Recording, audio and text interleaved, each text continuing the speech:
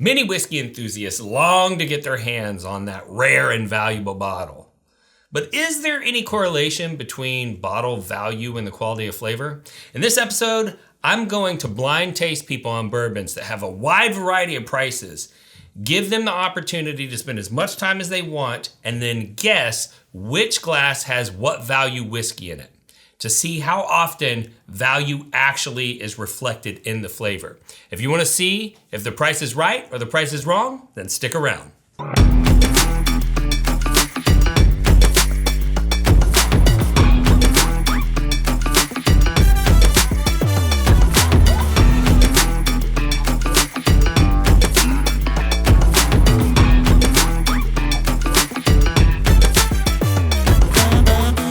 Before we get started on this blind, we have to thank our patrons. This content is only possible because there is a group of dedicated viewers of this podcast that donate on a monthly basis, and everybody's names that are on the screen right now donated our top 3 tiers, but we do have a tier for every budget, and if you want to learn how to support this channel, stick around to the end. We have several ways. Now let's talk about some disclaimers.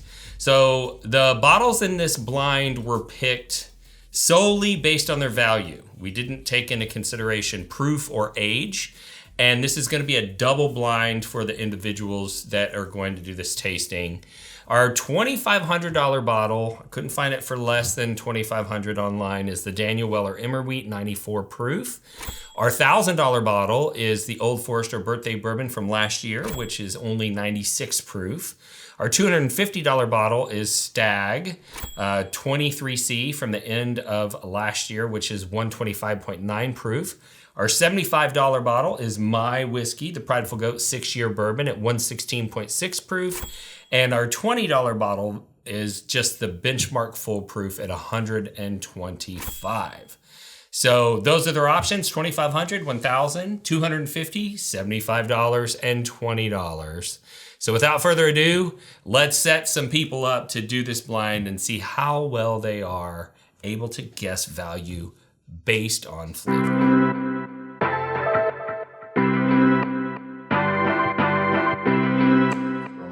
All right, gentlemen, welcome to The Price is Wrong.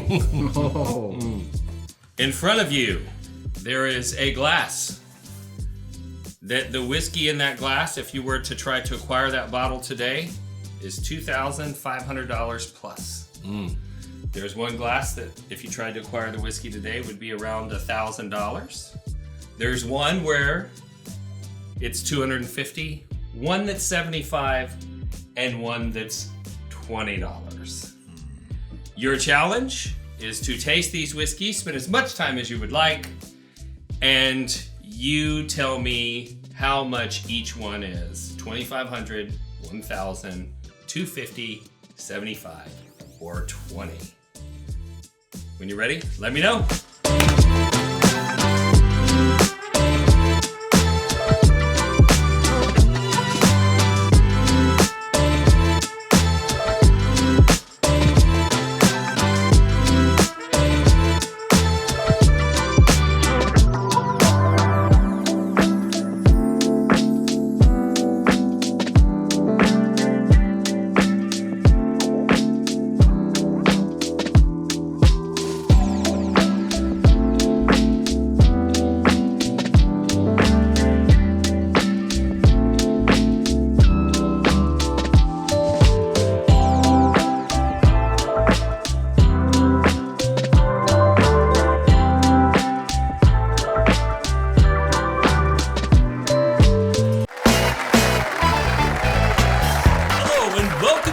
Episode of What You Have on Your E-commerce site. I'm your host, Randy Sullivan. Let's get right to the questions. Do you have Glen toppers? Yes. Do you have t-shirts? Yes. Do you have bottle carrying bags? Yes. Do you have storage? Yes. Do you have an aroma kit? Yes. People, we have everything at bourbonrealtalk.com. This is stupid. Why do we even need a game show?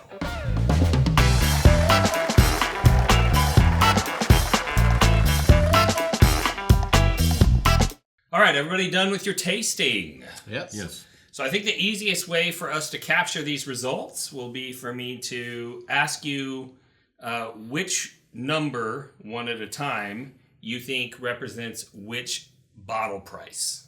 Okay? So just to make it easy, I have a little graph over here, so I'm going to keep track of all this, and we're going to round everything together and come together with the final results. But starting with you, Michael, from your left to your right, we're going to call that the far left is 1, far right is 5. What number did you believe was $2,500? Number 4. Number 4. Okay. Serge, what number did you think was $2,500? Number 3. Number 3. All right. And David, what number did you think was $2,500? Number 3. Also number 3. Okay. Now, Michael, what number did you think was a $1,000 bottle? Number 5. Number 5. Serge. Number 2. Number 2. Already, we got some discrepancy. David. 1,000. Number 4. Number 4. All right, got some diversity there. Michael, what bottle did you think was $250? Number 1. Number 1. All right, Serge. Number 3. You. I'm sorry. Number 5. Yeah. Okay. It went back and forth a little No bit worries. for me. No worries. And David, 250. Number 3. Number 1. Number 1. Got it. There we go. I have been giving them lots of cash drinking. All right. Michael, what bottle did you think was $75? Number 2. Number 2. Serge? Number 1. And David? Number 2. Number 2. 2 for 2, baby. Let's go. All right. And that means, just for confirmation, Michael, you thought that number 3 was 20. Yes. Serge, you thought number 4 was 20. Yes. And David, you thought number 5 was 20. Right. All right. Wes, if you could reveal the bottles one at a time, that would be great. Can we guess? You can Wait. You guys. Wait. Do you want to guess? I've got a pretty good idea of some of this, but I could be. All right, let's hear your thoughts. I'm just curious, just for funsies. Okay, so my thoughts are: this is a Maker's Mark. This is a Willet, maybe 10-year. This is Daniel Weller. This is Early Times, and this is Garrison Cowboy, maybe. Okay, you have a chance Cowboy of being or right Ballerina, on one of one. Okay. Here we go. So on you all's far left, you viewing at home, on your far right, we have the Prideful Goat 6-year bourbon. So that is our $75 value bottle. Very nice. And so let's see, far left would be number 1. So Serge actually guessed that one right. Number 2. For y'all at home was Birthday Bourbon, which was our $1,000 bottle. Serge also nailed that one. Nailing it. Both David and Michael thought that the Birthday Bourbon was a $75 bottle of whiskey. Number 3, right in the middle for everyone, was Daniel Weller. Very nice. And that means that both Serge and David guessed that bottle correctly. How in the ever-loving hell did y'all know that that was the $2,500 bottle? So I used everything at my disposal. Number 1, I know the price of the bottle. Number 2, I can tell that it's quality, but it's not very good tasting, and I've watched your video. Oh! So it wasn't truly based on flavor. No, it wasn't based on flavor, but like you can tell the tannic structure of it, and I can tell that it's a higher end bottle. It's just not like the flavor that I really want. And that just kind of matched what you said in the video and the price tag, and just kind of used everything at my disposal to come up with that. All right, and David, how on earth did you know? It just kind of went back and forth as to what I liked more, I think. And I haven't drank a whole lot of anything that's that price. And so it was almost a stab in the dark for me, really. Okay, so you had a 20% chance of getting it right. Right, You did. and Got I it. did, yeah. Okay, number 4. This is our $250 bottle. So nobody got that one right. And number 5, our $20 bottle, benchmark foolproof. only David got that one right. David, how'd you know that was the $20? I've got that at home. Amazing. Okay. All right. That's fair. Amazing. So, Michael, you were 0 for 5. A blind squirrel would have gotten one right. Serge, you got 3 out of 5 right, which is remarkable. Very good. But not based on flavor. You knew that I had only one bottle of bourbon that was worth $2,500. I don't know. I don't know what you have.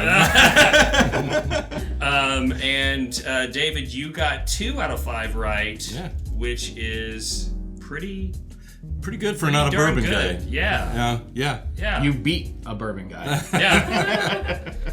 And so it's better to be lucky than good. Yeah. And experience did not necessarily help you in this competition. But that's awesome. Yeah. In conclusion, the 2 individuals that guessed correctly on the most valuable bottle were able to do so because of reasons other than just flavor. And incidentally, one individual guessed that the $2,500 bottle was the $20 bottle, which didn't surprise me at the low 94 proof that whiskey came out at. You know, it's not one that really has a big presence on your palate. I would also like to note that 2 individuals thought that my $75 bottle of bourbon was worth $250. So if you haven't picked up a bottle of the Prideful Goat bourbon, you should certainly consider that. Now, as always, we do a free giveaway on this podcast, and this is not going to be an exception. I want you to be able to recreate this experience at home on your own. We are going to do 3 winners on this, and we're going to do a blind sample pack that includes the Daniel Weller Old Forester Birthday Bourbon, Stag, Prideful Goat 6-year bourbon, and Benchmark Full Proof. And those are going to be sent to you blind. You won't get the results until after you finish your ranking. And all you have to do to enter to win is like this video, subscribe to the channel, ring the bell so that you're notified of future content and future giveaways, because we do a giveaway on every show. And of course, you have to fill out the web form to give us your basic contact information, which can be found in the video description on YouTube. And once we close this, we will run a randomizer, post the results publicly on YouTube Post for accountability, reach out to the winners, get your address, and ship you your samples absolutely for free. If you like this content and you'd like to see more of it, you should consider supporting this channel, and there are several ways to do so. We have our Patreon. We got a lot of member benefits. We release bonus content, special offers, distillery takeovers where we're kind of king for the day, and I curate an entire weekend-long experience for you guys, which is crazy because we have a $5 membership level, and you get to go on a trip that I see other whiskey groups charging thousands of dollars for. We do barrel picks, in-person meetups, monthly virtual bottle shares, discounts on merchandise, and you also get the satisfaction of knowing that you're supporting the channel and its mission. We also have merch, and that's been a great way that a lot of people have supported this channel. We have whiskey merchandise that was created by whiskey people for whiskey people. I promise you, if you go look, you'll find things that you feel like you cannot live without. And last but not least, you can support us by considering us to be your real estate agent in the Houston or Dallas metro area where we practice real estate. And I will warn you that if you interview us and decide that we're the right agent for you and you close on a transaction, I will give you an epic bottle as a closing gift. And if this is your first time tuning into the channel, I'd like to thank you for the view and also tell you a little bit about our show philosophy. We're all about bringing people together around whiskey. And that's something that became a mission of mine because I lost a family member to suicide. And I was trying to find ways to help people to solidify the kinds of connections that anchor people to this world, the kind that my brother was missing whenever he took his life. And I saw how whiskey had a tendency to bring people together, and it made me wonder whether or not if I got you connected to whiskey, maybe whiskey could do the rest of the job and get you connected to others. But when you're talking about connection, you do have to have a way to interact with other whiskey enthusiasts. And we started doing research. And there were a lot of enthusiast communities out there that had a lot of negativity and maybe even some hate. And those people taught us 2 things. One, we needed to have our own forum, which we do now. It's about 30,000 members strong, and it's called Bourbon Real Talk Community. And it can be found on Facebook, and it's free to join. And there's a lot of great stuff going on in there, not only friendships being formed, but whiskey being shared and coming together as a common group to do great things and raise money for charity. The other thing that those trolls taught us was that if they can hate, we can love. And that's why we end every episode the same way. And that's this. If you woke up this morning, you're unsure whether or not anyone loved you, just know that I love you. And I'll see you next time on Bourbon Real Talk. Cheers.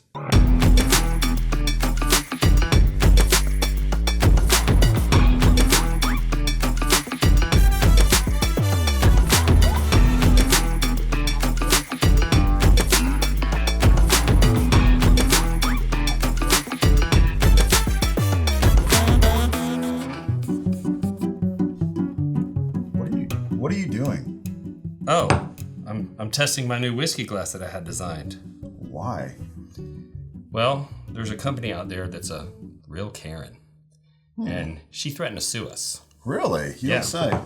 Yeah, so we had been producing some traditional tulip-shaped whiskey glasses. Oh, yes. Uh-huh. We never used the name. Right, of course. But they claimed to own the shape of the glass. Mm-hmm. And since I'm just a little guy, I couldn't fight. Right. But do you know what that motivated us to do, Wes? What? To go out and design a glass that was actually made for high-proof American spirits. So the company that had the problem with us, their glass was originally designed for low-proof Scotch whiskey. Oh, okay. 80, 86 proof, that type of thing. Mm-hmm. And you know what I had noticed? Every time I would nose a really high-proof, high-quality spirit in the United States out of this glass, all I got was ethanol burn. Yeah, a little burn there. I felt that. And so we went out and we designed this glass that's actually designed for those higher-proof spirits.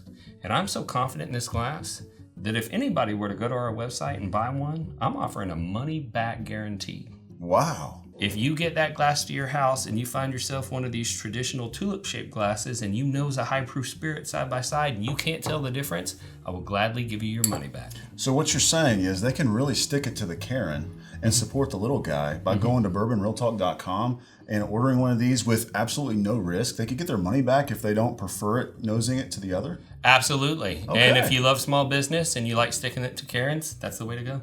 Stick it to Carin. bourbonrealtalk.com. Cheers.